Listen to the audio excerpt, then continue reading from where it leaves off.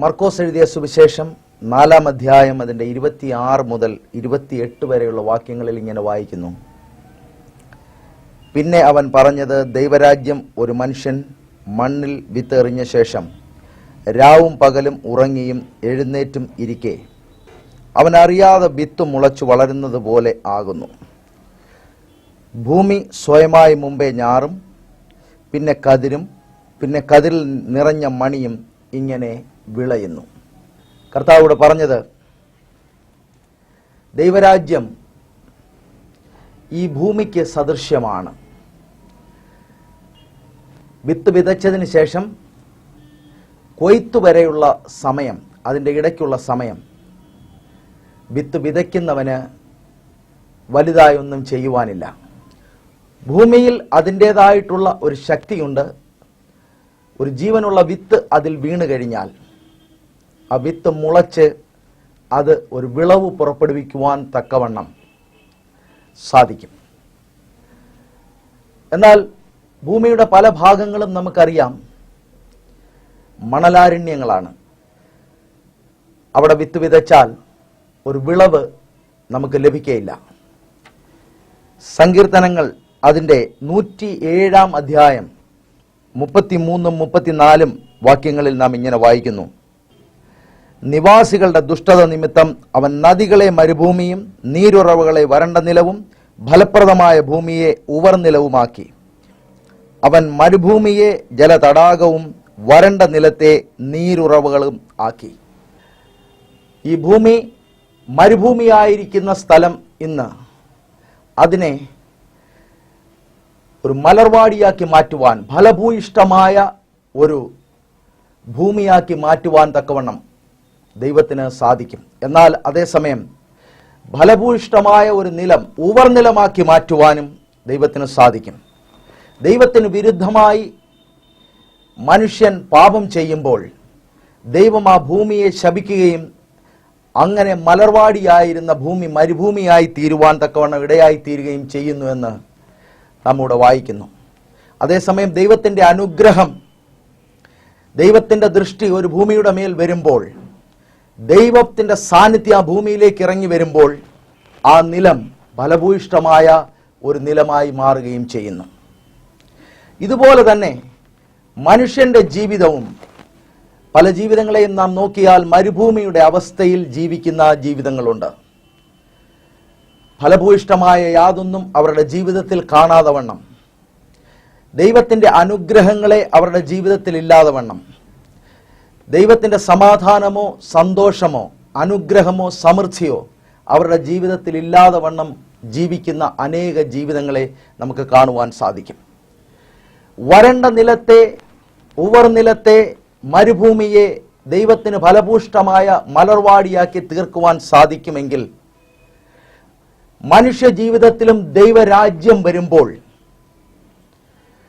ദൈവത്തിൻ്റെ അനുഗ്രഹങ്ങൾ വിളയുന്ന ഒരു ഭൂമിയായി ആ ജീവിതം തീരുവാൻ തക്കവണ്ണം ഇടയായിത്തീരും. ദൈവത്തിൻ്റെ അനുഗ്രഹങ്ങൾ മനുഷ്യന്റെ ജീവിതത്തിലേക്ക് വരുമ്പോൾ പലപ്പോഴും മനുഷ്യൻ അനുഗ്രഹങ്ങൾ നഷ്ടപ്പെടുത്തുന്ന അവസ്ഥയിലാണ് ജീവിക്കുന്നത്. എന്നാൽ ദൈവത്തിൻ്റെ അനുഗ്രഹം വിളയുന്ന വലിയൊരു വിളവെടുപ്പായി മാറുന്ന ജീവിതങ്ങളായി ഈ ഭൂമിയിൽ മനുഷ്യന് ജീവിക്കുവാൻ സാധിക്കും.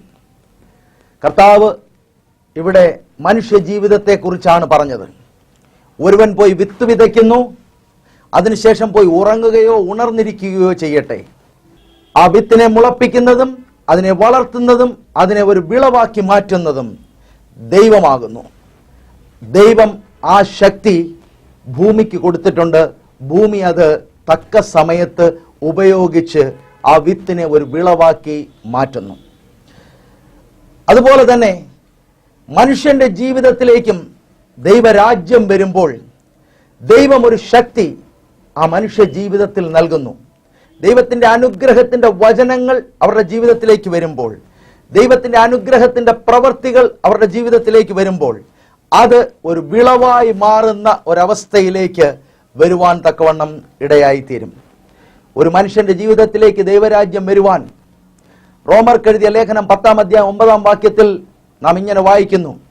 യേശുവിനെ കർത്താവെന്ന് വായ്കൊണ്ട് ഏറ്റുപറയുകയും ദൈവം അവനെ മരിച്ചവരിൽ നിന്ന് ഉയർത്തെഴുന്നേൽപ്പിച്ചുവെന്ന് ഹൃദയം കൊണ്ട് വിശ്വസിക്കുകയും ചെയ്താൽ നീ രക്ഷിക്കപ്പെടും.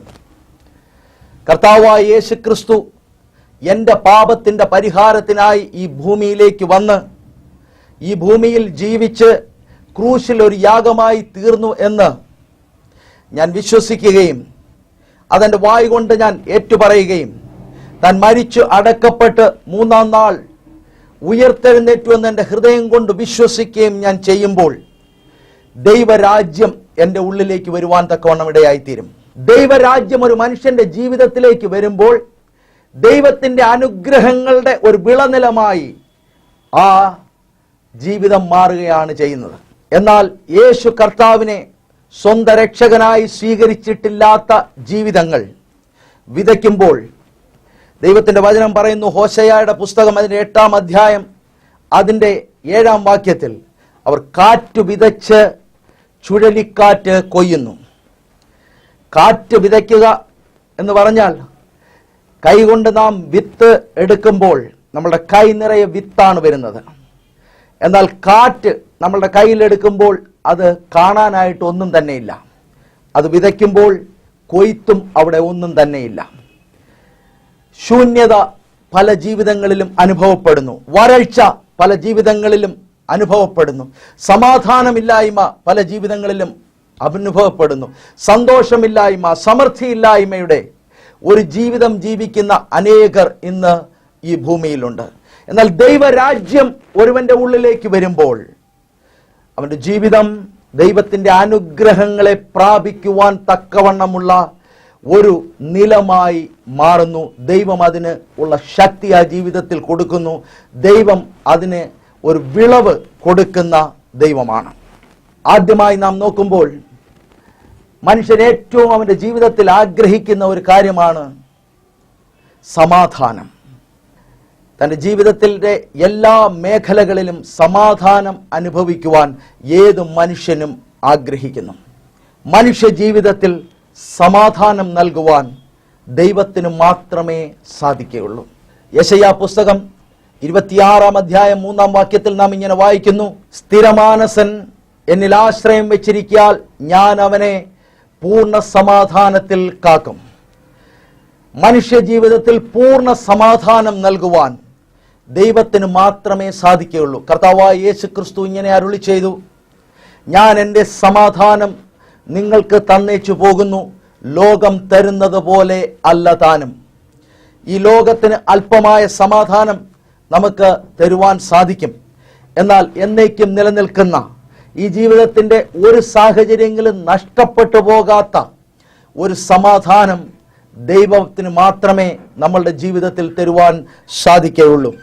അപ്പോസ്തലനായ പൗലോസ് ഫിലിപ്പിയർക്ക് എഴുതിയ ലേഖനം 4-ാം അധ്യായം അതിൻ്റെ 6-ഉം 7-ഉം വാക്യങ്ങളിൽ നാം ഇങ്ങനെ വായിക്കുന്നു, ഒന്നിനെക്കുറിച്ചും വിചാരപ്പെടരുത്, എല്ലാറ്റിലും പ്രാർത്ഥനയാലും അപേക്ഷയാലും നിങ്ങളുടെ ആവശ്യങ്ങൾ സ്തോത്രത്തോടുകൂടെ ദൈവത്തോട് അറിയിക്കുക അത്രേ വേണ്ടത്. എന്നാൽ സകല ബുദ്ധിയെയും കവിയുന്ന ദൈവസമാധാനം നിങ്ങളുടെ ഹൃദയങ്ങളെയും നിനവുകളെയും ക്രിസ്തുവേശുവിങ്കൽ കാക്കും. ദൈവത്തിൻ്റെ വചനപ്രകാരം നാം വിതയ്ക്കുന്നുവെങ്കിൽ ദൈവരാജ്യം നമ്മിലേക്ക് വന്നിരിക്കയാൽ ദൈവിക സമാധാനം നമുക്ക് ഒരു വിളവായി അവിടെ കാണുവാൻ തക്കവണ്ണം സാധിക്കും. നമ്മുടെ ജീവിതത്തിൽ അനേക പ്രശ്നങ്ങളുണ്ട്, അനേക ആവശ്യങ്ങളുണ്ട്. ദൈവത്തിൻ്റെ വചനം പറയുന്നു, ഒന്നിനെക്കുറിച്ചും വിചാരപ്പെടരുത്, അതിനെക്കുറിച്ച് സംസാരിച്ചുകൊണ്ട് നടക്കാതെ എല്ലാ കാര്യങ്ങളും ദൈവസന്നിധിയിലേക്ക് കൊണ്ടുവന്ന് സ്തോത്രത്തോടുകൂടി പ്രാർത്ഥനയാൽ നമ്മുടെ നിവേദനത്താൽ ദൈവത്തിൻ്റെ സന്നിധിയിലേക്ക് അർപ്പിക്കുന്നുവെങ്കിൽ അത് നാം വിതയ്ക്കുന്ന ഒരു കാര്യമാണ്. പ്രാർത്ഥനയ്ക്കായി നാം സമയം വേർതിരിച്ച് ദൈവത്തിൻ്റെ സന്നിധിയിൽ ഇരുന്ന് നമ്മളുടെ സകല ആവശ്യങ്ങളെയും ദൈവത്തിൻ്റെ മുമ്പാകെ വയ്ക്കുമ്പോൾ നമ്മളുടെ ഉള്ളിൽ വന്നിരിക്കുന്ന ദൈവരാജ്യം ഒരു വിളവായി നമ്മളുടെ ജീവിതത്തിൽ പുറപ്പെടുവിക്കുന്നത് ദൈവിക സമാധാനമാണ്. നമുക്കറിയാം, പ്രകൃതിയുടെ നിയമം വിതയ്ക്കാതെ ആർക്കും കൊയ്യുവാൻ സാധിക്കയില്ല. വിതയ്ക്കുന്നവന് മാത്രമേ കൊയ്യുവാൻ സാധിക്കുകയുള്ളൂ. ഇന്ന് നിങ്ങളുടെ ജീവിതത്തിൽ ദൈവിക സമാധാനം നിങ്ങൾ അനുഭവിക്കുന്നില്ല എങ്കിൽ, ദൈവത്തിൻ്റെ വചനം പറയുന്നു ഒരു വിത നിങ്ങളുടെ ജീവിതത്തിൽ ആവശ്യമുണ്ട്. പ്രാർത്ഥനയ്ക്ക് വേണ്ടി ദൈവസന്നിധിയിൽ മുട്ടുമടക്കുവാൻ നാം തയ്യാറാകുന്നുവെങ്കിൽ, നമ്മളുടെ ആവശ്യങ്ങൾക്ക് വേണ്ടി, നമ്മുടെ പ്രശ്നത്തിൻ്റെ പരിഹാരത്തിന് വേണ്ടി അവിടെയും ഇവിടെയും ഓടി നടന്ന് സംസാരിച്ച് സമയം കളയാതെ ദൈവസന്നിധിയിൽ നാം ഇരിക്കുമ്പോൾ ഒരു വലിയ ദൈവിക സമാധാനം, ഒരു വലിയ വിളവ് ഒരു ഭൂമി പുറപ്പെടുവിക്കുന്നത് പോലെ നമ്മളുടെ ജീവിതത്തിൽ വന്നിരിക്കുന്ന ദൈവരാജ്യം നമ്മളുടെ ഉള്ളിൽ പുറപ്പെടുവിക്കുവാൻ തക്കവണ്ണം ഇടയായിത്തീരും. ദൈവിക സമാധാനത്തിൻ്റെ വിളവെടുക്കുവാൻ ആഗ്രഹിക്കുന്നവർ ദൈവരാജ്യം വന്നിരിക്കുന്ന തങ്ങളുടെ നിലത്തിൽ പ്രാർത്ഥന എന്ന വിത്ത് വിതയ്ക്കുവാൻ തക്കവണ്ണം ഇടയായിത്തീരട്ടെ. പ്രാർത്ഥിക്കുന്ന ജീവിതങ്ങളിൽ അവരുടെ മനസ്സിനെ, അവരുടെ ഹൃദയത്തെ ദൈവിക സമാധാനം കൊണ്ട് ദൈവം നിറയ്ക്കുവാൻ തക്കവണ്ണം ഇടയായിത്തീരും. രണ്ടാമത്തെ ഒരു കാര്യം നമ്മുടെ ജീവിതത്തിൽ നമുക്ക് വേണ്ടത് സന്തോഷമാണ്. അല്പമായ സന്തോഷം തരുന്ന പല കാര്യങ്ങളും ഈ ഭൂമിയിലുണ്ട്. എന്നാൽ അതിൻ്റെ എല്ലാം പുറകെ പോകുന്നവർക്ക് നന്നായി അറിയാം, ആ അല്പസമയത്തെ സന്തോഷം അനുഭവിച്ചതിന് ശേഷം ഒരു വലിയ വാക്യൂം അവരുടെ ജീവിതത്തിനുള്ളിൽ അവർ അനുഭവിക്കുവാൻ തക്കവണ്ണം ഇടയായിത്തീരുന്നു. ഒരു വലിയ ശൂന്യത, ഒരു നഷ്ടബോധം, ഒരു ലക്ഷ്യമില്ലായ്മ അവരുടെ ജീവിതത്തിൽ അവർ അനുഭവിക്കുവാൻ തക്കവണ്ണം ഇടയായിത്തീരുന്നു. അല്പമായ സന്തോഷം നേടുവാൻ വേണ്ടി നാം ഈ ഭൂമിയിൽ സ്വീകരിക്കുന്ന മാർഗങ്ങൾ ജീവിതത്തിലെ സമാധാനത്തെ തകർക്കുന്നതല്ലാതെ നിത്യമായ ഒരു സന്തോഷം നമ്മളുടെ ജീവിതത്തിൽ തരുന്നില്ല. നിത്യമായ ഒരു സന്തോഷം നമ്മളുടെ ജീവിതത്തിൽ തരുവാൻ ദൈവത്തിന് സാധിക്കും. നമ്മളുടെ ഹൃദയം നിറഞ്ഞ് കവിയുന്ന സന്തോഷം, ജീവിതത്തിൻ്റെ എല്ലാ സാഹചര്യത്തിലും നാം സന്തോഷത്തോടു കൂടെ ഇരിക്കുന്ന ഒരനുഭവം ദൈവം നമുക്ക് നൽകുവാൻ തക്കവണ്ണം സാധിക്കും.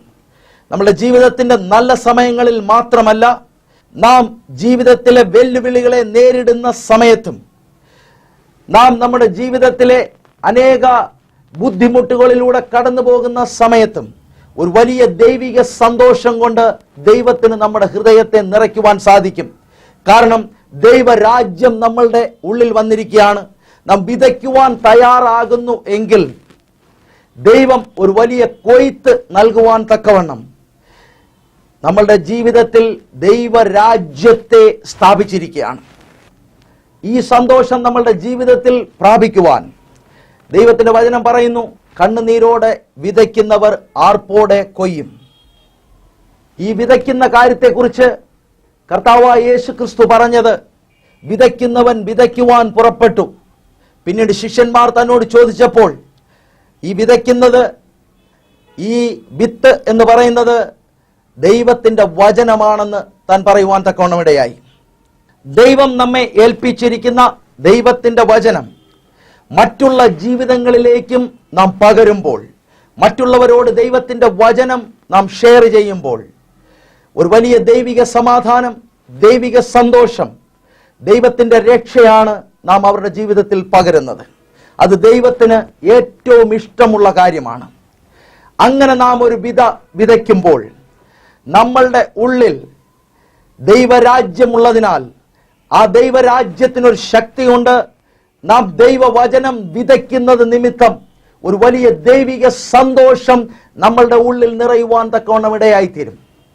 സങ്കീർത്തനങ്ങൾ 4-ാം അധ്യായം 7-ാം വാക്യത്തിൽ നാം ഇങ്ങനെ വായിക്കുന്നു, ധാന്യവും വീഞ്ഞും വർദ്ധിച്ചപ്പോൾ അവർക്ക് ഉണ്ടായതിൽ അധികം സന്തോഷം നീ എൻ്റെ ഹൃദയത്തിൽ തന്നിരിക്കുന്നു.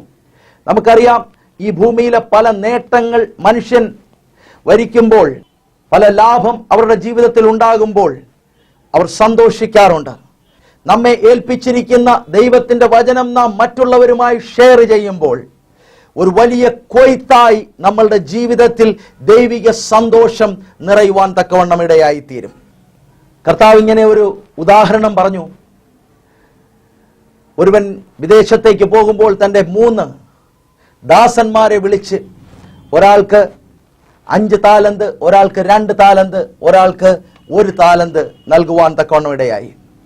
മടങ്ങി വന്ന് അവരോട് താൻ കൊടുത്ത ആ താലന്തുകളുടെ കണക്ക് ചോദിച്ചപ്പോൾ 5 താലന്ത് പ്രാപിച്ചവൻ വന്ന് പറഞ്ഞു, അവിടുന്ന് തന്ന 5 താലന്ത് കൊണ്ട് ഞാൻ വ്യാപാരം ചെയ്തു, 5 കൂടി നേടിയെടുത്തു, ഇതാ 10 താലന്ത്. അവനെ നോക്കിക്കൊണ്ട് യജമാനൻ പറഞ്ഞു, നന്ന് നല്ലവനും വിശ്വസ്തനുമായ ദാസനെ, നീ അല്പത്തിൽ വിശ്വസ്തനായിരുന്നു, നിന്നെ ഞാൻ അധികത്തിന് വിചാരകനാക്കും. നിന്റെ യജമാനന്റെ സന്തോഷത്തിലേക്ക് പ്രവേശിക്കാം. പ്രിയപ്പെട്ടവരെ, ദൈവത്തിന്റെ വചനം നമ്മെ ഏൽപ്പിച്ചിരിക്കുമ്പോൾ ഈ ഭൂമിയിലെ ഏറ്റവും ശക്തിയേറിയ മാധ്യമമാണ് ദൈവം നമ്മളുടെ കയ്യിൽ തന്നിരിക്കുന്നത്. ഈ ദൈവത്തിന്റെ വചനം അനേകരെ വ്യത്യാസപ്പെടുത്തുവാൻ തക്കവണ്ണം ഇടയായിത്തീരും. അനേകർക്ക് സന്തോഷം പകരുവാൻ തക്കവണ്ണം ഇടയായിത്തീരും. അനേകരുടെ ജീവിതത്തിൽ സമാധാനം നൽകുവാൻ ഇടയായിത്തീരും. അനേകരെ രക്ഷയിലേക്ക് നടത്തുവാൻ, നിത്യജീവങ്കിലേക്ക് നടത്തുവാൻ തക്കവണ്ണം ഇടയായിത്തീരും. ഈ വചനം നാം മറ്റുള്ളവരുമായി പങ്കുവെക്കുമ്പോൾ നമ്മളുടെ ഉള്ളിൽ നാം വിതയ്ക്കുന്ന ഒരു വലിയ വിതയാണത്. ആ വിത നമ്മളുടെ ഉള്ളിലുള്ള ദൈവരാജ്യം ഒരു വലിയ മഹാസന്തോഷത്തിന്റെ വിളവായി നമ്മളുടെ ജീവിതത്തിൽ പുറപ്പെടുവിക്കുവാൻ തക്കവണ്ണം ഇടയായിത്തീരും. അടുത്ത മറ്റൊന്ന്, നമ്മളുടെ ജീവിതത്തിൽ സമൃദ്ധി എല്ലാവരും ആഗ്രഹിക്കുന്ന കാര്യമാണ്. സകല ആവശ്യങ്ങൾക്കും വേണ്ടി കടം വാങ്ങുവാനും സകല ആവശ്യങ്ങൾക്കും വേണ്ടി കരയുവാനും അല്ല മനുഷ്യൻ ആഗ്രഹിക്കുന്നത്. തൻ്റെ സകല ആവശ്യങ്ങൾക്കും വേണ്ടി തൻ്റെ പക്കൽ ഉണ്ടായിരിക്കണം എന്ന് എല്ലാ മനുഷ്യരും ആഗ്രഹിക്കുന്നു. അനേകർ ധനം നൽകി തങ്ങളുടെ പാപം കഴുകുവാനായി ശ്രമിക്കാറുണ്ട്. ധനം കൊണ്ട് പാപം കഴുകപ്പെടുകയില്ല. ധനം കൊണ്ട് ആരുടെയും പാപങ്ങൾ ക്ഷമിക്കപ്പെടുകയില്ല.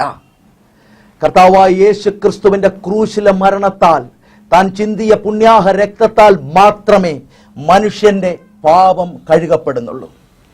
ദൈവരാജ്യം വളരുവാൻ വേണ്ടി ധനം നൽകുന്നത് നമ്മളുടെ പാപത്തിന് പരിഹാരമായി കൊടുക്കുന്ന ഒരു കൂലിയല്ല, എന്നാൽ അതൊരു വലിയ വിതയാണ്. ആവർത്തന പുസ്തകം 8-ാം അധ്യായം അതിന്റെ 17-18 വാക്യങ്ങളിൽ നാം ഇങ്ങനെ വായിക്കുന്നു, എൻ്റെ ശക്തിയും എൻ്റെ കൈയുടെ ബലവും ഈ സമ്പത്തുണ്ടാക്കി എന്ന് നിന്റെ ഹൃദയത്തിൽ പറയാതിരിപ്പാനും സൂക്ഷിച്ചു കൊള്ളണം. നിന്റെ ദൈവമായ യഹോവയെ നീ ഓർക്കണം. നിന്റെ പിതാക്കന്മാരോട് സത്യം ചെയ്ത തൻ്റെ നിയമം ഇന്നുള്ളതുപോലെ ഉറപ്പിക്കേണ്ടതിന് അവനല്ലോ നിനക്ക് സമ്പത്തുണ്ടാക്കുവാൻ ശക്തി തരുന്നത്. ദൈവമാണ് ഒരു മനുഷ്യന് സമ്പത്തുണ്ടാക്കുവാൻ ശക്തി കൊടുക്കുന്നത്. ദൈവരാജ്യം വന്നിരിക്കുന്ന ഒരു ജീവിതം ദൈവരാജ്യത്തിന്റെ വ്യാപ്തിക്ക് വേണ്ടി തൻ്റെ വരുമാനത്തിൽ നിന്ന്, തൻ്റെ സമ്പത്തിൽ നിന്ന് പങ്കിടുമ്പോൾ ദൈവരാജ്യത്തിൽ താൻ വിതയ്ക്കുകയാണ്. ദൈവരാജ്യത്തിന് ആ ശക്തിയുണ്ട് അതിനെ ഒരു വലിയ വിളവാക്കി മാറ്റുവാൻ തക്കവണ്ണം. കർത്താവായ യേശു ക്രിസ്തുവിൽ വിശ്വസിക്കുകയും ദൈവരാജ്യത്തെ തൻ്റെ ജീവിതത്തിൽ പ്രാപിച്ചിരിക്കുകയും ചെയ്തിരിക്കുന്ന എല്ലാ മനുഷ്യന്റെയും ഉള്ളിൽ ദൈവരാജ്യത്തിനു വേണ്ടി താൻ ചിലവിടുമ്പോൾ ആ ചിലവിടുന്നത് ഒരു വിതയായി തീരുകയും ആ വിതയ്ക്കുന്നത് ഒരു വലിയ വിളവായി തൻ്റെ ജീവിതത്തിൽ സാമ്പത്തികമായ സമൃദ്ധിയുടെ ഒരു വലിയ അനുഗ്രഹമായി ഭവിക്കുവാൻ തക്കവണ്ണം ഇടയായിത്തീരും. അപ്പോസ്തലനായ പൗലോസ് കൊരിന്ത്യർക്ക് എഴുതിയ 2-ാം ലേഖനം 9-ാം അധ്യായം അതിൻ്റെ 6 മുതൽ 8 വരെയുള്ള വാക്യങ്ങളിൽ നാം ഇങ്ങനെ വായിക്കുന്നു, എന്നാൽ ലോഭമായി വിതയ്ക്കുന്നവൻ ലോഭമായി കൊയ്യും, ധാരാളമായി വിതയ്ക്കുന്നവൻ ധാരാളമായി കൊയ്യും എന്നോർത്തുകൊള്ളുവീൻ. അവനവൻ ഹൃദയത്തിൽ നിശ്ചയിച്ചതുപോലെ കൊടുക്കട്ടെ. സങ്കടത്തോടെ അരുത്, നിർബന്ധത്താലും അരുത്. സന്തോഷത്തോടെ കൊടുക്കുന്നവനെ ദൈവം സ്നേഹിക്കുന്നു. നിങ്ങളിൽ സകലത്തിലും എപ്പോഴും പൂർണ്ണ തൃപ്തിയുള്ളവരായി സകല പ്രവൃത്തിയിലും പെരുകി വരുമാറ് നിങ്ങളിൽ സകല കൃപയും പെരുക്കുവാൻ ദൈവം ശക്തൻ ആകുന്നു. ഇവിടെ എഴുതിയിരിക്കുന്നത് ദൈവരാജ്യം വന്നിരിക്കുന്ന എല്ലാ ജീവിതങ്ങളെക്കുറിച്ചും ദൈവം ആഗ്രഹിക്കുന്നത് ദൈവരാജ്യത്തിൻ്റെ വ്യാപ്തിക്ക് വേണ്ടി അവർ തങ്ങളുടെ വരുമാനത്തിൽ നിന്ന്, തങ്ങളുടെ സമ്പത്തിൽ നിന്ന് പങ്കിടുവാൻ, ചിലവിടുവാൻ ദൈവം ആഗ്രഹിക്കുന്നു. എന്തിനാണ് ദൈവം അങ്ങനെ ആഗ്രഹിക്കുന്നത്? ദൈവരാജ്യം വന്നിരിക്കുന്ന ഒരു ജീവിതം ദൈവത്തിൻ്റെ രാജ്യത്തിൻ്റെ വ്യാപ്തിക്ക് വേണ്ടി ചിലവിടുമ്പോൾ ആ വിതയ്ക്കുന്ന വിത്തിനെ ഒരു വിളവാക്കി മാറ്റുവാനുള്ള ശക്തി ദൈവരാജ്യത്തിനുണ്ട്. ലോഭമായി വിതയ്ക്കുന്നവൻ ലോഭമായി കൊയ്യുന്നു, ധാരാളമായി വിതയ്ക്കുന്നവൻ ധാരാളമായി കൊയ്യുന്നു. ഇത് പ്രകൃതിയുടെ നിയമമാണ്. എല്ലാവരും കൊടുക്കണം. അത് കൊടുക്കുന്നത് സന്തോഷത്തോടു കൂടി കൊടുക്കണം. നിർബന്ധത്താൽ കൊടുക്കരുത്. ആരെങ്കിലും പ്രലോഭിപ്പിച്ചത് കൊണ്ട് കൊടുക്കരുത്. സന്തോഷത്തോടു കൂടി കൊടുക്കുന്നവനെ ദൈവം സ്നേഹിക്കുന്നു. നിങ്ങൾ അങ്ങനെ ചെയ്യുമ്പോൾ സന്തോഷത്തോടു കൂടി ദൈവരാജ്യത്തിന്റെ വ്യാപ്തിക്ക് വേണ്ടി, ഈ ഭൂമിയിൽ സുവിശേഷം അറിഞ്ഞിട്ടില്ലാത്തവർ അറിയുവാൻ വേണ്ടി, ഈ ഭൂമിയിൽ സത്യദൈവത്തിന്റെ ആരാധനയില്ലാത്ത സ്ഥലങ്ങളിൽ ആരാധന ഉണ്ടാകുവാൻ വേണ്ടി നിങ്ങൾ ചിലവിടുമ്പോൾ ദൈവം പറയുന്നു, നിങ്ങൾ ദൈവരാജ്യത്തിൽ വിതച്ചു. ദൈവരാജ്യത്തിന് ശക്തിയുണ്ട് അതിനെ വളർത്തുവാൻ, അതിനെ ചെടിയാക്കി മാറ്റുവാൻ, അതിൽ കതിര് വരുത്തുവാൻ, അതിനെ വിളവാക്കി മാറ്റുവാനുള്ള ശക്തി ദൈവത്തിൻ്റെ രാജ്യത്തിനുണ്ട്. അങ്ങനെ ചെയ്യുമ്പോൾ അവിടെ എഴുതിയിരിക്കുന്നത്, നിങ്ങൾക്ക് എന്തെല്ലാം ആവശ്യമുണ്ടോ ആ ആവശ്യങ്ങളെല്ലാം ദൈവം കൃപ തോന്നി സകല ആവശ്യങ്ങളും നിറവേറ്റും. നിങ്ങളുടെ സകല ആവശ്യത്തിനും നിങ്ങളുടെ പക്കൽ ഉണ്ടായിരിക്കും. എല്ലാ സമയത്തും എല്ലാ ആവശ്യത്തിനും വേണ്ടി നിങ്ങളുടെ പക്കൽ ആവശ്യത്തിന് ഉണ്ടായിരിക്കും. സൽപ്രവൃത്തികൾക്ക് വേണ്ടി ധാരാളമായി ഉണ്ടായിരിക്കും. തങ്ങൾക്ക് വേണ്ടി സകലതും, സൽപ്രവൃത്തിക്ക് വേണ്ടി ധാരാളം. അങ്ങനെ വലിയ ഒരു സമൃദ്ധിയുടെ ജീവൻ ദൈവം പ്രദാനം ചെയ്യുവാൻ തക്കവണ്ണം ഇടയായിത്തീരും. നമ്മളുടെ ജീവിതത്തിൽ സമ്പത്തുണ്ടാകുന്നത് പാപമല്ല, എന്നാൽ സമ്പത്തിന് പുറകെ പോകുന്നത് പാപമാണ്. ദ്രവ്യാഗ്രഹം സകലവിധ ദോഷത്തിനും മൂലമെന്ന് ദൈവത്തിൻ്റെ വചനം പറയുന്നു. നമ്മുടെ ജീവിതത്തിൽ നമ്മളുടെ അധ്വാനത്തിൽ നിന്ന് ദൈവം തരുന്നത്, ദൈവം അതിനെ അനുഗ്രഹിക്കുന്നത്, ദൈവം അതിനെ ഒരു വിളവാക്കി തരുന്നത്, അത് ദൈവത്തിൻ്റെ വിശ്വസ്തതയാണ്, ദൈവത്തിൻ്റെ കൃപയാണ് നമ്മളുടെ മേലിൽ. ദൈവത്തിൻ്റെ വചനത്തിൽ നാം വായിച്ചു, ഒരുവൻ ഈ ഭൂമിയിൽ വിത്ത് വിതച്ചിട്ട് പോയി ഉറങ്ങുകയോ ഉറങ്ങാതിരിക്കുകയോ ചെയ്യും. എന്നാൽ അതിനെ വളർത്തുന്നത്, അതിനെ ചെടിയാക്കി മാറ്റുന്നത്, അതിൽ കതിര് കൊണ്ടുവരുന്നത്, അതിനെ വിളവാക്കി മാറ്റുന്നത് ഭൂമി തന്നെത്താൻ ചെയ്യുന്ന ഒരു കാര്യമാണ്. അതുപോലെ പ്രിയപ്പെട്ടവരെ, ഇന്ന് കർത്താവായ യേശു ക്രിസ്തുവിൽ നിങ്ങൾ വിശ്വസിക്കുന്നുവെങ്കിൽ, ദൈവരാജ്യം നിങ്ങളുടെ ഉള്ളിലേക്ക് വരുമ്പോൾ, നിങ്ങൾ പ്രാർത്ഥിക്കുമ്പോൾ സമാധാനത്തിൻ്റെ വിളവ് നിങ്ങൾ എടുക്കുവാൻ തക്കവണ്ണം ഇടയായിത്തീരും. ദൈവത്തിൻ്റെ വചനം നിങ്ങൾ മറ്റുള്ളവരുമായി പങ്കുവെക്കുമ്പോൾ സന്തോഷത്തിൻ്റെ വിളവ് നിങ്ങളുടെ ജീവിതത്തിൽ വരുവാൻ തക്കവണ്ണം ഇടയായിത്തീരും. ദൈവരാജ്യത്തിൻ്റെ വളർച്ചയ്ക്ക് വേണ്ടി നിങ്ങളുടെ സമ്പത്തിൽ നിന്ന് ചിലവിടുന്നത് വലിയൊരു സമൃദ്ധിയായി നിങ്ങളുടെ ജീവിതത്തിൽ ഭവിക്കുവാൻ തക്കവണ്ണം ഇടയായിത്തീരും. ദൈവത്തിൻ്റെ സന്നിധിയിൽ ഏൽപ്പിച്ചു കൊടുത്താട്ടെ. ഇന്ന് നിങ്ങളുടെ ജീവിതം ഒരു വരണ്ട ഭൂമിയെ പോലെ ഇരിക്കുന്നുവെങ്കിൽ, ഒരു ഉവർനിലം പോലെ ഇരിക്കുന്നുവെങ്കിൽ, ഇന്നൊരു മരുഭൂമിയുടെ അവസ്ഥയാണെങ്കിൽ, ദൈവത്തിനതിനെ മലർവാടിയാക്കി തീർക്കുവാൻ തക്കവണ്ണം സാധിക്കും. ദൈവകരങ്ങളിൽ ഏൽപ്പിക്കാം.